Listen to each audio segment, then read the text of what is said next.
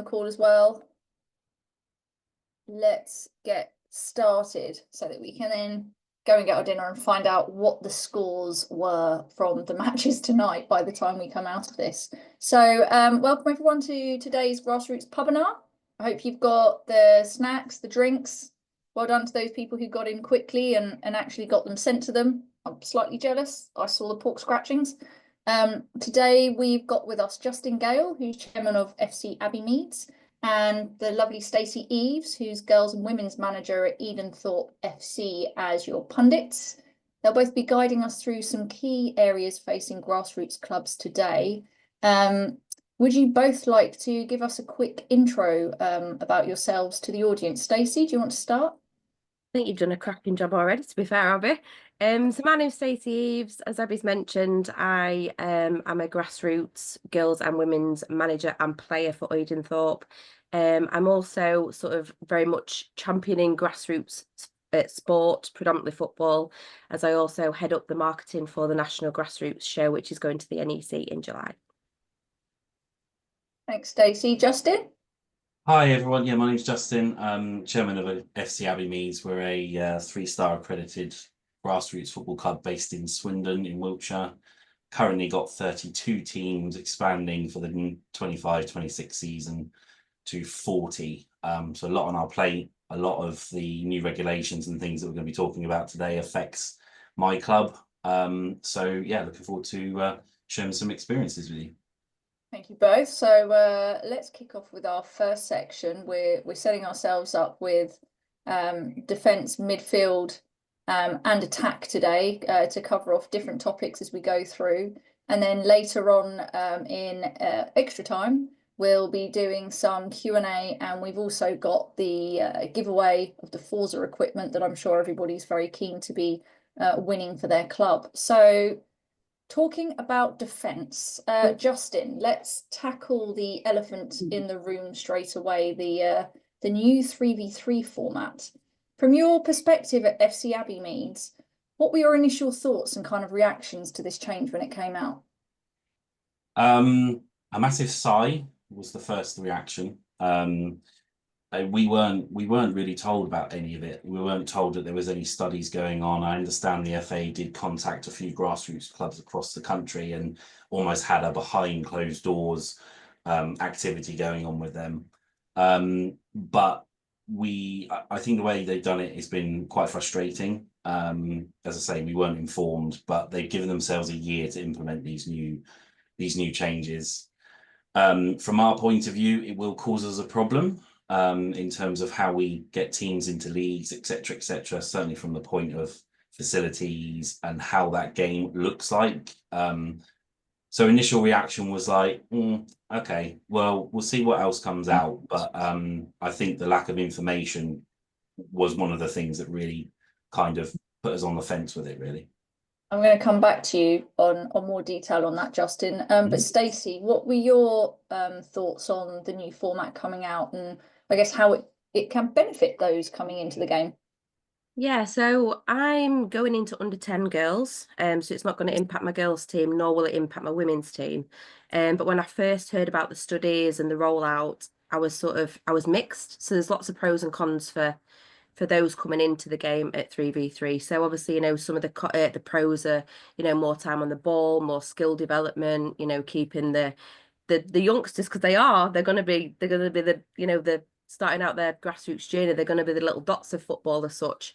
So it's going to be easy to keep them involved. They're going to have more time on the ball and things like that. But in terms of the cons, I think there's going to be potential challenges in terms of the actual logistics of putting the games on.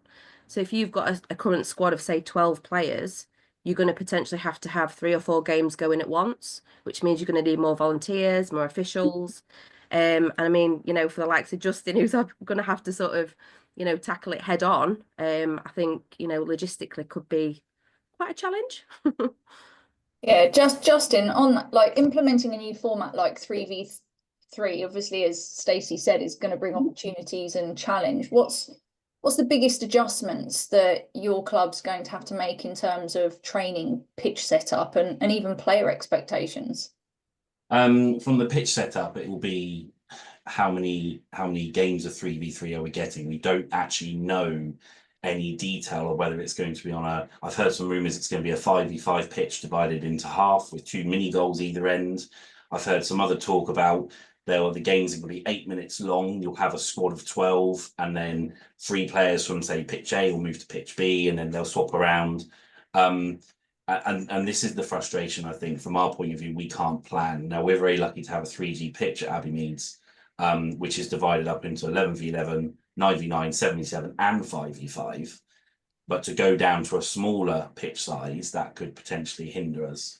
Same with the goals. We've heard that it's going to be 5 foot by 3 foot goals, which is not standard in any way, shape, or form. That then causes an issue to do with storage. If you've got potentially 5 or 6 games going on the same pitch at the same time, they're all going to need 2 goals per pitch. So logistically, equipment-wise, it's going to be quite difficult for us to fathom that out based on the information we've got now. Yeah, I would say whoever was making some of these decisions has obviously never seen sports day as a primary school. Like if you're trying to literally move lots of numbers of younger players around between pitches and rotating them, that's going to be interesting. And how do you see this format impacting the kind of technical and tactical development of your younger players at FC Abbey Meads? I think from that point of view, what Stacey was saying is that it from the whole design of it is to get the players more time on the ball. Therefore, their touch will be better, their decision making will be better. Often at that age group, they're all running around like sheep. They're all attached to the ball, heads down. They're all in a big group. So if they've got less players on the pitch, hopefully there'll be more passing. I think one of the concerns we first talked about in our committee when we first heard about this was goalkeepers. Now, goalkeepers are like hen's teeth in terms of that age group.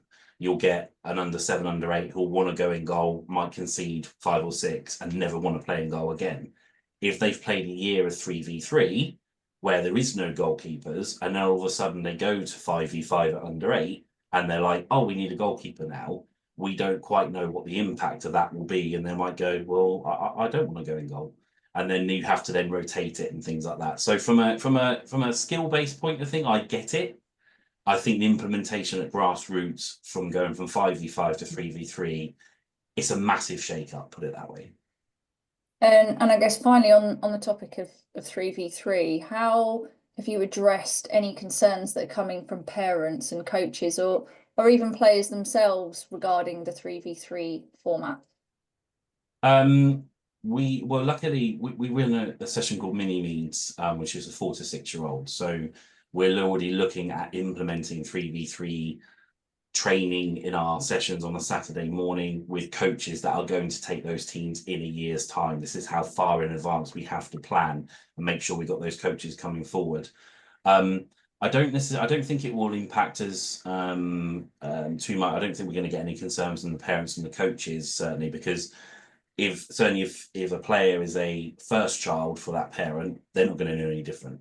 So I don't think it will have any effect on what their opinion is. The players probably not as well. It'll all be brand new to them. I think it's just that first season. It's that first season, they're getting the detail of what the pitch looks like, what the goal sizes are, etc., etc. And then the second season, the third season should then follow on once we've learned what we actually need to do.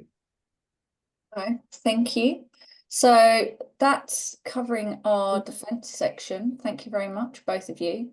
As we move into our midfield, we're going to be talking about managing volunteers and girls in football, which are both two really crucial aspects that keeps your clubs running smoothly and of course inclusively. Justin, volunteers are the lifebloods, literally, of grassroots football clubs. What are some of the key strategies that you employ at FC Abbey Meads to recruit, retain, and kind of effectively manage the volunteers who are making your club what it is today? Well, we moved from 5 years ago from just having people who were prepared to stand on the sidelines on a Sunday. Obviously, we have the DBS checks, we have all the safeguarding checks that they need to go to, but we got a very good working relationship with the Wiltshire FA, where all our coaches are encouraged to do the initial playmaker and then start to do their level 1, go up through the system, UEFA C, UEFA B. There is a massive backlog of people waiting to do the UEFA C. But it's keeping them engaged. You will get parents who are just like, well, I'll do it, that's fine, you know, because I don't want my son to miss out on football. But unfortunately, a bit like myself, I only joined because the manager of my son's team left. I already had the FA level 1, so I stepped in, and then all of a sudden I find myself running the club. And that's what happens. That's what's good about grassroots football. You go in there with no expectations, and I'll just turn up on the Sunday morning. Before you know it, you're doing 4 or 5 sessions a week. But the volunteers, the people who run the teams, the people who clean the kits and all that kind of stuff, without them, we don't have grassroots football. So to retain them is very hard work, but we believe that with the FA support and all the training we provide, it keeps them engaged. And Stacey, what are some of the common challenges that you would face in managing volunteers, and how do you work to overcome these at your club?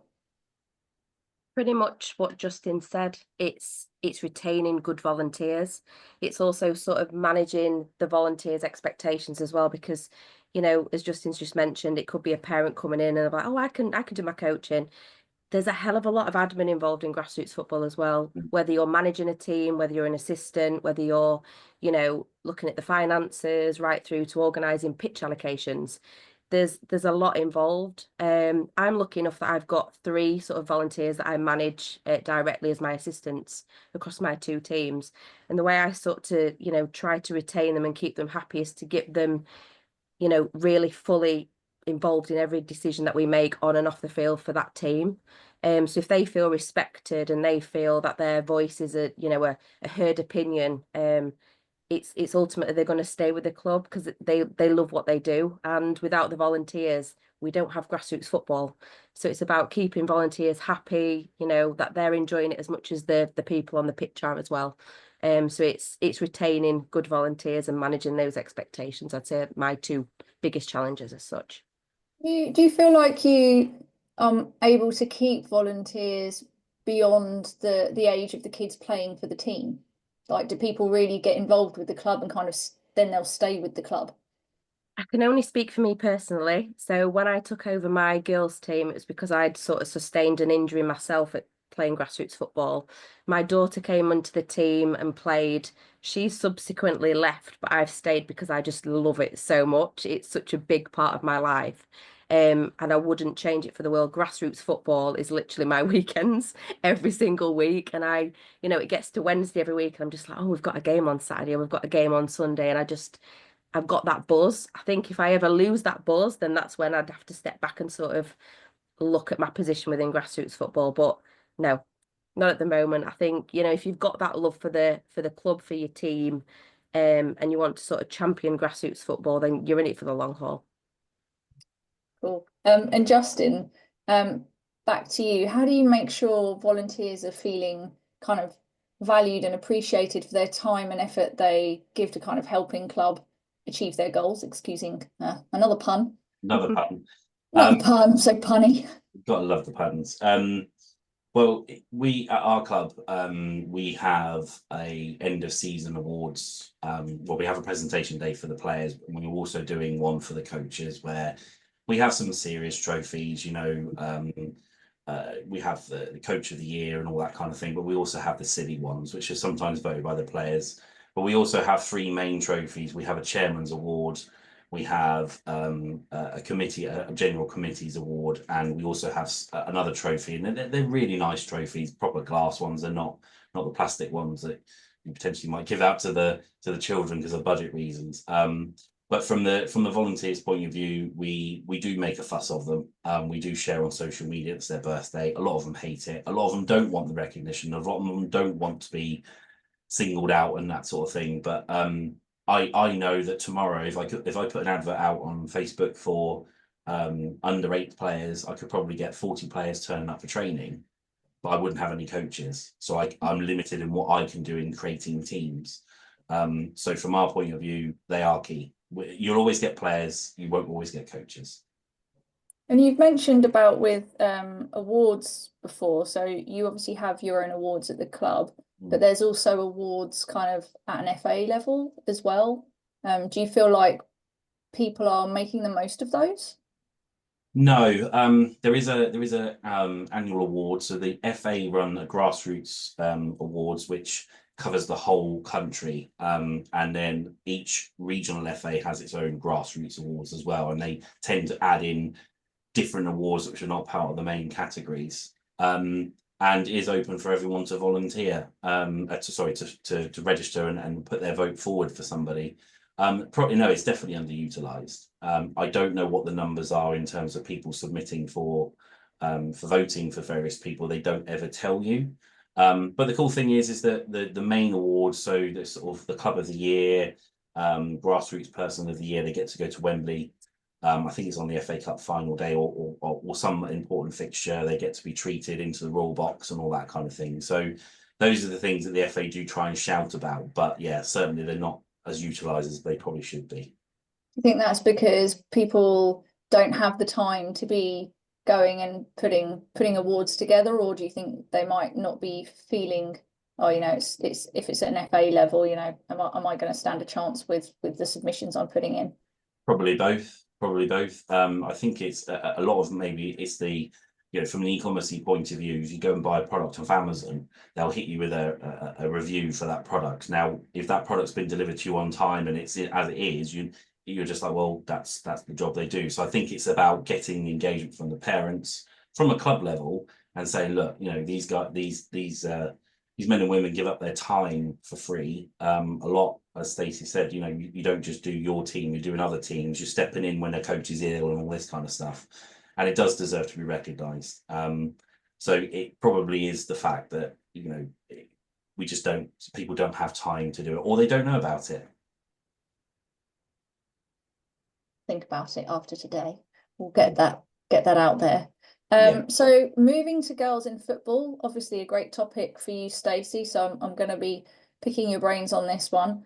Obviously, the grassroots landscape is evolving to include more girls, which we love. What's been your experience in developing and supporting girls football at Edenthorpe FC?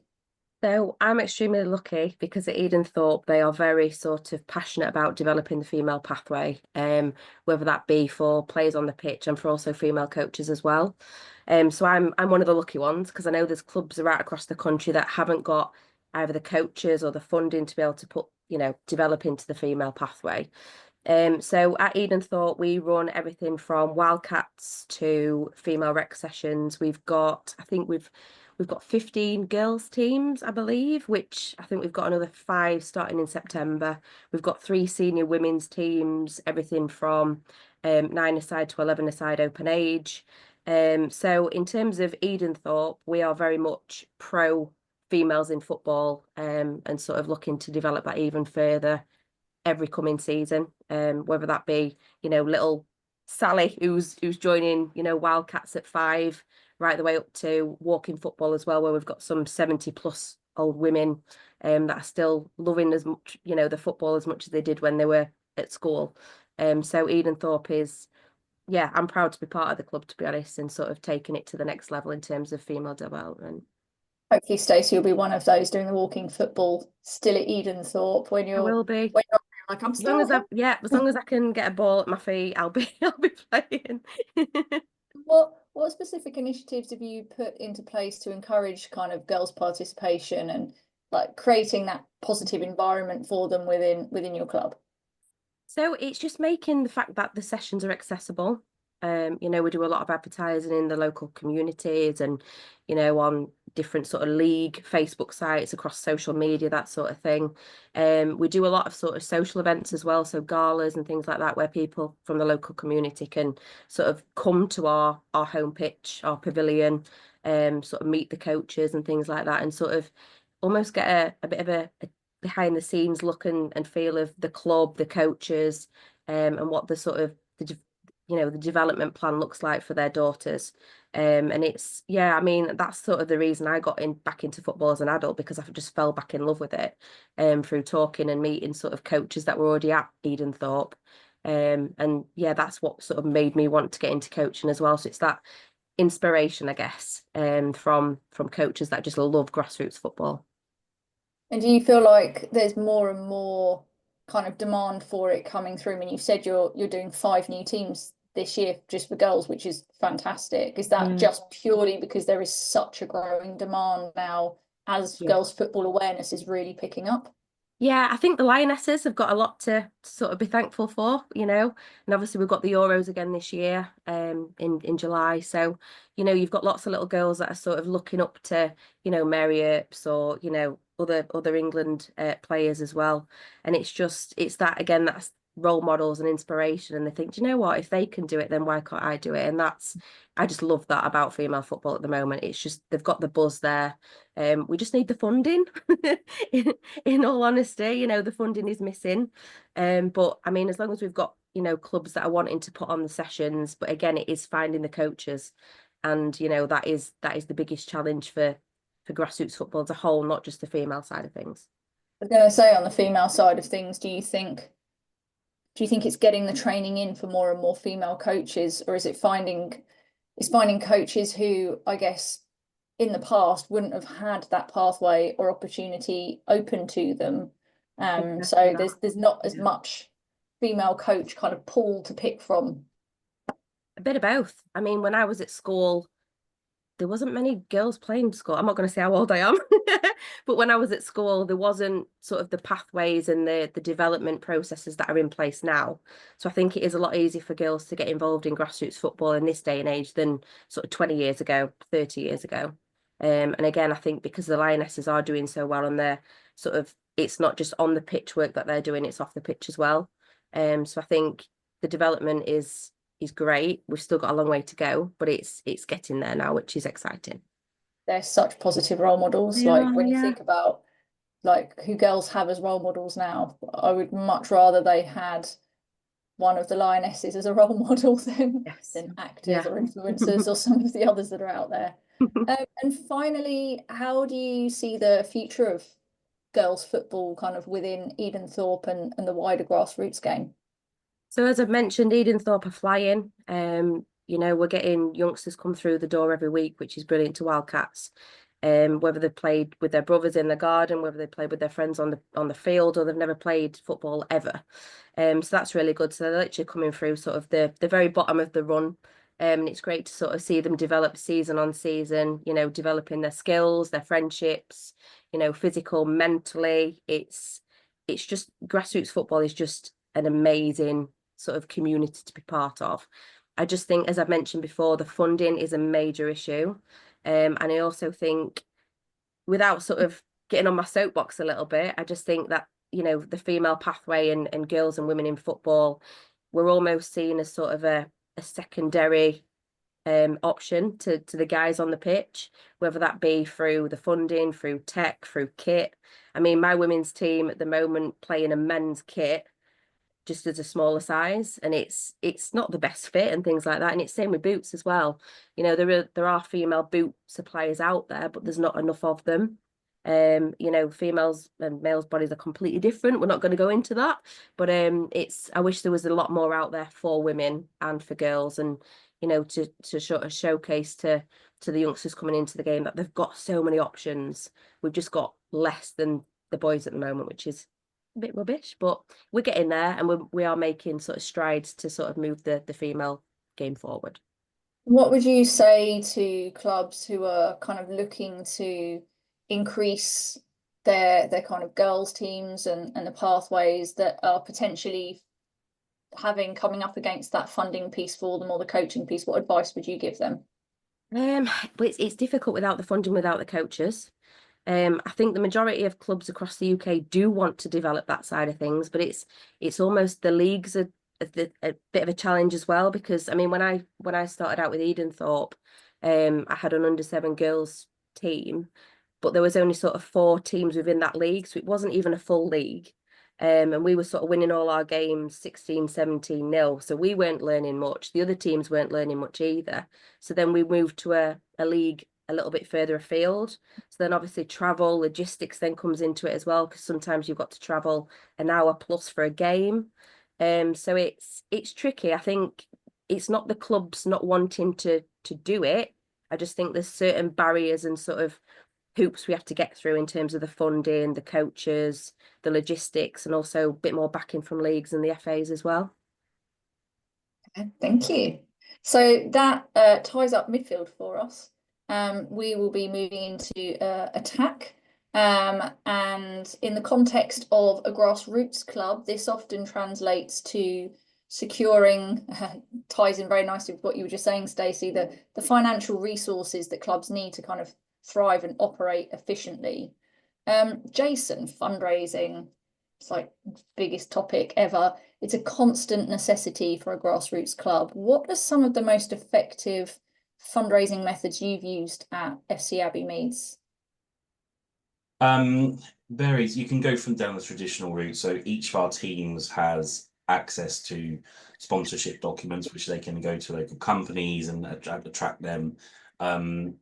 Often the issue with companies sponsoring is they see a bill of £500 or £1,000 or whatever and go, oh, it's a lot of money to shell out, which of course it is, but it can go against tax. It can be donated as a gift. So at our club, we do encourage our teams to go out and get sponsorship from local companies. It's very often, it normally ends up being a parent in their team. But from the sort of traditional fundraising methods, those on the call might remember the football cards, where you have it almost like a scratch card thing where you each pay £5 per team and then the team gets half the money and the winner gets half the money. Those are still very much active. We've got a team who are doing a sponsored car wash in the car park at our ground. We are going to be doing a 24-hour footballathon in January, I believe, next year to raise funds for mannequins and slalom poles and all the advanced tech, all the advanced equipment you want to train in.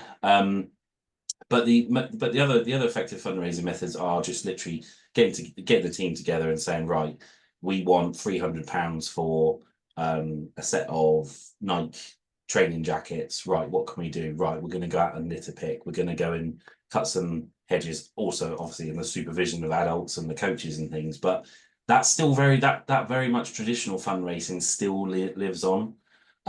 We have some teams who have asked Swindon Town, local club to us, or Reading even, for donations to a raffle where they can sell tickets for a signed football, etc. So our policy with fundraising at our club is, as long as it's not dangerous, then anything goes, in terms of getting the team out there and raising funds for that vital bit of kit.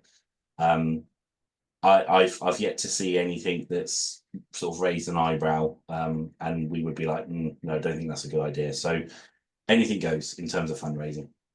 And with regards to kind of who's, I guess, coming up with the ideas for fundraising and who's pushing that through, is that spread across like multiple volunteers? Can anyone come up with ideas at the club? How does that work? Yeah, anyone. I mean, the 24-hour footballathon is come from the committee, because obviously it's logistically it's quite hard to set up that kind of event. The scratch cards will just come from an enthusiastic parent. What we try to do is, our coaches and managers have got an awful lot of responsibility as it is. So we have got a few teams that have this in place already, but we're introducing something for September. Is a team ambassador, and they're the ones who are going to speak to the parents on the sidelines, make sure they all turn up for training on time, but also be the ones that go, right, for Christmas we want to go and have a laser quest party. Right, we all need to go and raise 50 quid each or something to go and do that. Right, what can we do to do that sort of thing? So it starts from the coaches and the managers appointing this team ambassador, and then they'll go off and do their garage sales. We've had someone selling stuff on their driveway for funds to buy footballs and things. And the best thing about the fundraising is that every penny that they earn doesn't then have to come out of the club. We're obviously run for not-for-profit, as most grassroots clubs are. So every penny we make has to go back into the club, and there's fine margins in terms of being able to pay the bills 1 month. So any fundraising ideas, they will never be shot down unless, as I said, unless it's dangerous. So. And Stacey, how are you engage? Like, how do you guys engage your players and parents and wider community in your fundraising efforts at Edenthorpe? So for my teams, we've actually got nominated parents who sort of, come up with the quirky ideas. I mean, Justin's mentioned the majority of them. We've done sort of sponsored hikes and things like that as well. The car washing idea, I might have to borrow that one, Justin, because I think that's a great idea with all the flyers about at the moment. So yeah, it's just getting the parents involved, and I think with them sort of being engaged with the kids on the pitch, but then in terms of the fundraising being their goal off the pitch. I think they're fully engaged in the team then. So yeah, I think, again, the scratch cards are great. They're a really simple way to raise money. And you can actually get quite a bit from them as well. Like you say, if you've got a five or a team, some of them have got 100 teams on. So that's, half to the club, half to the team. It's or the winner or whatever it is. But it's yeah, it's all about just sort of getting the parents involved. And we sort of do fundraising per team. So it's, again, if you've got your little Jimmy playing football, then you're obviously invested in that team. And then you've got your grandparents and everything else. We do a lot of galas and things like that as well. And we've had all the coaches in stocks before where people pay a fiver to throw sponges at us. That went down really well for everyone but the coaches. That's a I good won't one. won't be putting my name down this year. Yeah. But 'cause there's plenty of video evidence of that. But yeah, I mean, there's even sort of local businesses just saying, do you know what? There's 100 quid. Put it to the club, get some equipment, whatever it might be. But it's also putting sort of signage up at the ground and things like that as well. There's so many different ways to raise money. And it's not always sort of a beg, which I know some people don't like doing. But it's those that sort of want to give back to the local community, give back to the teams, and ultimately see, the players flourish through having the best kit, the best equipment. Yeah, and it just sort of develops the game as well. And flipping fundraising to kind of saving money. How have you implemented any specific initiatives or strategies to reduce your operational expenses, Stacey? So as a manager, I can only sort of mention a couple of bits and bobs rather than sort of a club wide like Justin to be able to. But Edenthorpe are looking into getting a reversible shirt this year for the next season. So instead of having sort of, £500 for a home kit, £500 example for an away kit, we're actually going to have a reversible shirt. So it'll, the total cost will come to about 700 quid, saving us, a good £400. And we also get 2 sponsors on that as well. So it's, it's great value for money. And for, I mean, my girls team, bless them, they've only had a home kit. So if we've ever had to go away and they've had a similar kit to us, we've had to wear bibs. So it's going to make the girls feel great as well because they've got an away kit now. But it's also a great way of saving money too. I love that. That's like genius. And yeah, Cool. really good. And Justin, for the final push on goal, what do you think are some often overlooked areas where clubs might be able to identify potential cost savings? I think it depends on the setup. I mean, we're very lucky with what we have. It's a council run facility, it's brand new. So our fees pay for the grass pitches and the 3G pitch. But certainly if we go back to 5 years ago when we were just literally using a field, we had everything was done on paper. So membership forms was all done on paper. All our we didn't have any kind of management platform where we could track membership fees coming in. It was literally all done about bank transfers into the bank. So at the time, I think we only had about 300 players, but having to track that once a month was obviously very, very difficult. So moving into some kind of management platform like a LoveAdmin or those kind of things, it definitely helps in that respect. But in terms of the costs and things, set up a partnership with a kit supplier. So there's Kit Locker, there's Direct Soccer, there's Pro Direct Soccer. The Kit Locker offer a night partner club a facility. So basically that you become a partner for 3 years and you get discount on kit, on footballs. You also get a thing called gift of kit. Basically, it's a bit like an affiliate program type thing. Anytime a parent or someone buys a branded shirt or something off your Kit Locker store, you get a bit of kickback. And then that kind of money can then be used to buy kits for teams who don't get a sponsor, because if they don't get a sponsor, they still need a kit. It's a league requirement. They have to have a kit in the purple and the blue and the blue socks, etc. But things from like, if you are lucky enough to have your own facility where you've got a cafe and all that kind of thing, it's bulk buying. You know, when we were at one of our previous sites before I was around, someone used to go to just local Tesco Express and buy the supplies there, but that's not cost effective. Secondhand equipment, I've bought a lot of stuff off Facebook Marketplace, all that kind of stuff. So cones are, you know, I don't know how many cones you've got in your bag, Stacey, but I've probably got about 1,000. It doesn't matter how many cones you have, you never have enough cones. But again, they're expensive. They're expensive to buy new, and when you total up over a season, that can cost quite a lot of money. And things like the communications and marketing and things, you know, everyone's got Facebook and Instagram, that sort of thing, which luckily are all free. There are free management tools out there to combine all those platforms into one, so you're not typing out the same message 3 or 4 times. We personally use Buffer. It's free to use. And websites or, you know, email marketing, all that kind of thing. There's various platforms out there that will do that as well.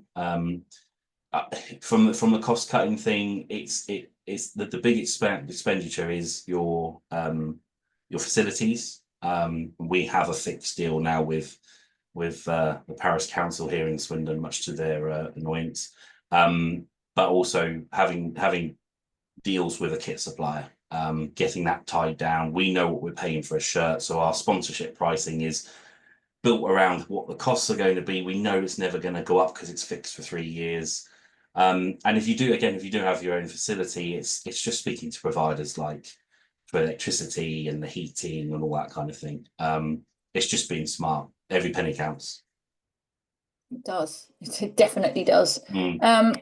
You mentioned about having partnerships with kit suppliers and the likes of that. I just wanted to flag up, and Stacey, maybe you can tell us a little bit more about it, but there's an exciting new grassroots event coming in July, the National Grassroots Show at the NEC, and I believe that there's going to be quite a few partners and kit suppliers and people like that that are going to be exhibiting there, which is the perfect opportunity to go around and talk about partnerships with your club. Do you want to tell us a bit more about the event, Stacey? Yeah, of course. So it's a 2-day event taking place at the Birmingham NEC over the weekend of the 19th and 20th of July. As Abby's just mentioned, it's the National Grassroots Show Football Edition. So we've got a ton of different main stage speakers, including Mike Phelan. Me being a United fan is a dream come true because he's also a great bloke as well. So we've got lots of different sort of main stage speakers. We've got lots of different seminars for coaches to sort of get key takeaways from. We've got a defib charity coming down. So again, using a defib and an AED is actually so scary. So again, any coaches that want sort of refresher courses on that. We've got a large scale exhibition. So as you've mentioned, we've got kit suppliers, we've got tech suppliers, we've got massage people coming down on the day. So if you've got any injuries, they can help with that as well. We've got, I'm not sure if I'm allowed to say, but we may have some silverware at the event that you can come and get your photograph taken with as well. We've got tournaments happening. We've got demo areas so you can come and test your skills. So it's just a 2-day event championing grassroots football and sort of giving players, coaches, officials, committee members, you know, the opportunity to actually come down to the NEC and get ideas, talk about partnerships, backing, you know, from different suppliers and things like that as well. So it's, if you haven't got your tickets, it's definitely the event of the year for grassroots football. And yeah, it'd be great to see some of you down there as well over the weekend. How much are these tickets going to set us back, Stacey? So just £20, which in the grand scale of things is pretty cheap. To say it's 10 till 5 on both days. And I mean, there's goalkeeping workshops, there is coaching by Mike Phelan himself, there's, you know, striker workshops, midfield workshops, there's skills analysis, there's everything that a coach, a player would need to sort of develop their skills on and off the pitch for seasons to come. So yeah, it's going to be a great event. We are very excited about it. We're Mhm. following you guys on all of the socials. We've got our tickets in the bag already. And after this, we'll share the presentation of what the recording and the presentation, and there are links for you to get your tickets through for the Saturday and Sunday as well. So we can't wait for that show. And the Euros are on as well. Yes, the fan zone. Yeah, Let's go. forgot to mention the fan zone. Yeah, I mean, so if you want to come down and watch the Lionesses play, hopefully they're still in the tournament at that point. So yeah, there's going to be a fan zone. So yeah, it's just there's food vendors, there's everything you need all on under one roof. So yeah, excited. I'm a bit biased. Also, Excited. I'm excited. We're also going to be launching.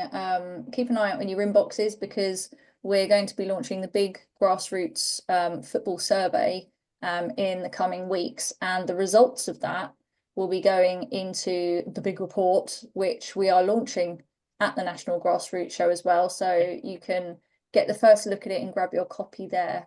There's a lot going on there, Stacey. There is a lot. You're It's a lady yeah, at the moment. it's a lot going on, but it's going to be, like I say, a cracking weekend. Very exciting.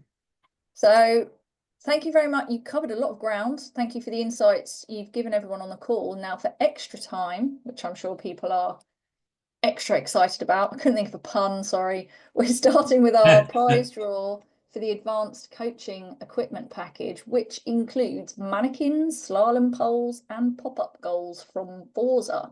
And then after we've done that, we'll head into some Q&A if anyone has any questions for Stacey and Justin. So Lauren, do you want to, in the background, spin the wheel and see who our lucky winner is? Yeah, I thought I'd quickly stop sharing this presentation and everyone can see it live, so it feels more legit rather than me just sharing it on the thing. Go for So it. bear with a second. Let me know once you guys see the right screen. It's always the pressure, isn't it? Especially when You would not catch me doing this live. I'm impressed. Okay, can everyone see the spinning? No, Right, no bear spinning. with. It's a bit slow. It's just kicking in. I think it would take a second just to Yeah, I don't think it's as quick as I was hoping it'd be. This is Is like, it? we should have called this like penalty shootout instead. There we go. Right, go on Is then, there? try. Spinning. I'm going to shuffle it as well, so it's completely random. I'll shuffle it like 4 or 5 times. Hope it doesn't break, and then click to spin. I know Justin wanted to win this as well. He's like, can I be in for it? No, Me no. too.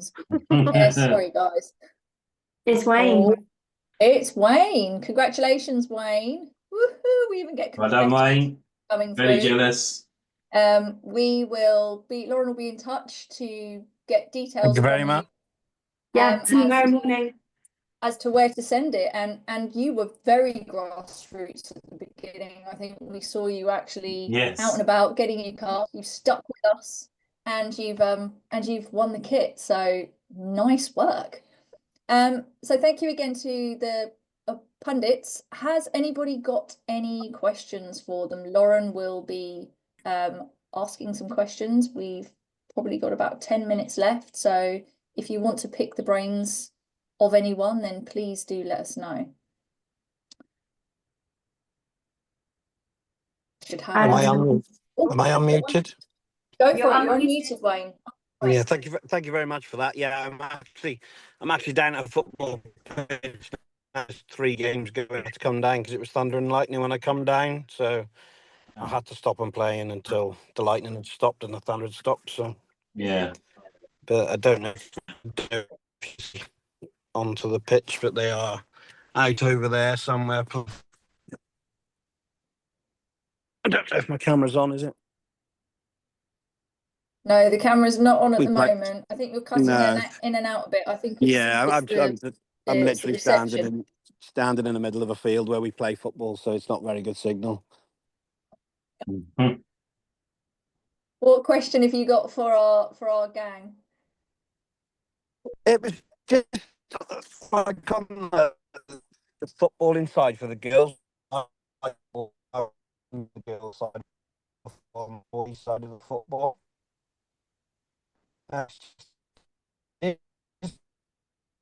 Just like the Euros and things like that with the ladies from Italy, and they're great role models. Oh, I think I froze. Oh, you froze a bit, but you're back. Back. Yeah, no, it's just following up on what you said about the Euros and that. I think it's done wonders for the girls' football. Like, Yeah, I agree. Yeah, it really has. Yeah. Have we you went got? we went from like we had 3 teams, and then when the Euro kicked off, we've now got 8 girls Wow. and ladies. So it's picking up really Yeah. well. We saw a big uplift as well. And it's sort of continued from that. So it's they're doing wonders for the sport. Yeah. Yeah. And Come on. unlike them, they actually win. Come Fingers along, crossed. come along Yeah. to the grassroots show, Wayne, and bring some of your girls along, and they can watch the Euros, be in the fan zone, and kind of experience it. I think that would be a great thing if you can get permissions. Yeah, well, going back to your like awards and that, our ladies manager, who manages our ladies team, has one afternoon tea at Buckingham Palace for his dedication to ladies and girls football. Oh, I Amazing. love that. Oh, that's fantastic. I'm very Yeah. jealous as well. I don't. It just suddenly he must have won it on some nomination thing and that. But yeah, he had a letter through to say he's been invited to afternoon tea down at Buckingham Palace for his commitment and dedication to ladies and girls football over the years, because he's been doing it for like 32 years now. Oh, I That's love amazing. And He's got that's your he's got a dedication. +1, so I'm hoping it's me. Well, the luck's definitely with you at the moment, Wayne. Yeah, I So hope so, you yeah. never know. I'll have to ring him tonight and ask him who it is. It's impressive though, 32 years. I mean, that's pretty groundbreaking Yeah. for women in is. football. That's serious brilliant. commitment. Yeah, and as you say, groundbreaking, because Yeah. that's basically alluded to. The support for the grassroots women's game has not been there No. for the last, maybe for the last 5 years it's been there. So to do it for that amount of time, hats off to you, really. Yeah. Yeah, he's the one that started the club, his first ever girls team in the club and that, like, so. Well, Yeah. we'll have to get in touch with you and find out the details, and get him on talking with some about the girls piece as well, because that would be fantastic. Really Yeah, interesting. definitely, yeah. He'd probably talk for hours though, that's the only problem. Yeah. It's not a problem. I think we all can, I think so. Yeah, bring it on. Oh, thank you for sharing that with us, Wayne. It's No worries, it's thank you. great to hear from other people on the call. Does anyone else have any questions or comments that they want to add in at this point? Otherwise, I'm going to let people go for an early dinner, or in Wayne's case, to carry on watching the football training. Well, thank you very much, everyone, for coming along. Again, a really big thank you to both Stacey and Justin, who right now really want to be watching the Manchester United match. We've got 7 minutes. We're in plenty of time. 7 minutes, yes. So yeah, they'll be running off to have a look at that.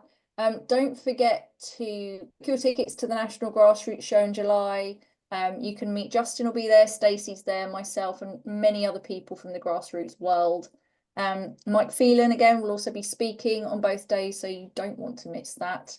And finally, watch out in your inboxes for the big grassroots survey, which is being launched in the next couple of weeks. We really want to get as many people's views in there from the grassroots world as possible, because we're going to be sharing the results far and wide with all the FAs. You know, this is the unfiltered view of the grassroots world from kind of club's perspective. So please do make sure that you give us a bit of time for that one. Thank you for joining us for the evening, and we will share all of this in emails in the coming weeks. So enjoy the rest of your evening, everyone. Thanks, Stacey. Thank you, Justin. Thank you for having us. Take care. Thanks, guys. Thank you.